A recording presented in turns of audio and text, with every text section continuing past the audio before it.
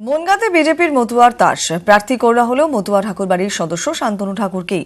হাওড়াতে প্রার্থী রন্তিদেব সেনগুপ্ত। এ দফাতে রাজ্যের আরও 10 জন প্রার্থীর নাম ঘোষণা। তবে বাকি রয়েছে বর্ধমান, দুর্গাপুর এবং পুরুলিয়া।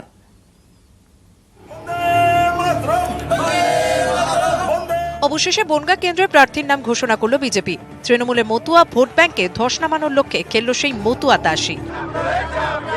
তৃণমূলে মমতা বালা ঠাকুরের বিরুদ্ধে বিজেপির প্রার্থী ঠাকুরবাড়ির সদস্য বীণা পানি দেবীর নাতি শান্তনু ঠাকুর। এই বনগাঁ আসনের প্রার্থী নিয়ে অনেক দিন ধরেই বিজেপির অন্দরে টানাপোড়েন চলছিল। মতুয়া মহাসংঘের খাসতালুক ঠাকুরবাড়ির ছেলে শান্তনু ঠাকুর নাকি কংগ্রেসের টিকিটে জয়ী বিধায়ক দুলাল বর, এ নিয়ে বিস্তর জল ঘোলা হয়েছে। শান্তনু ঠাকুর চাইছিলেন তাকে প্রার্থী না করে তার অনুগামী কাউকে করা হোক, কারণ মতুয়া মহাসংঘের কারো সরাসরি ভোটের ময়দানে নামার পক্ষপাতী নন তিনি। শান্তনুর এই দাবি অবশ্য বিজেপি মানেনি। তারা পাল্টা শর্ত দেয়, হয় শান্তনু ঠাকুর নিজে, না হলে দুলাল বর। চাপে পড়ে শেষমেশ শান্তনুই প্রার্থী হলেন। এবারে প্রার্থী তালিকা ঘিরেও বিজেপির অন্দরে ক্ষোভ তৈরি হয়েছে। যেমন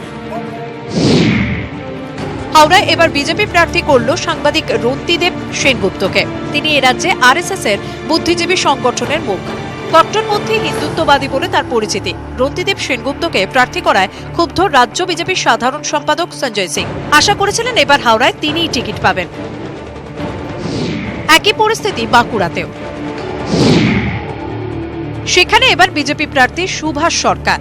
পেশায় চিকিৎসক হিসেবে খ্যাতি রয়েছে, কিন্তু অভিযোগ সাংগঠনিক দক্ষতায় বা জনসংযোগে তিনি দুর্বল।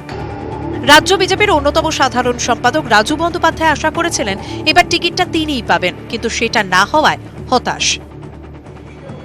সম্প্রতি রানাঘাটে বিজেপির গোষ্ঠীদ্বন্দ্ব প্রকাশ্যে আসে। মুকুল ঘনিষ্ঠ বলে পরিচিত অর্চনা মজুমদার প্রার্থী ঘোষণার আগে নিজেকে প্রার্থী হিসেবে তুলে ধরে প্রচার শুরু করে দেন। এ নিয়ে বিজেপির জেলা নেতৃত্বের মধ্যে ব্যাপক ক্ষোভ তৈরি হয়। সেই অর্চনাকে বিজেপি প্রার্থী করল না,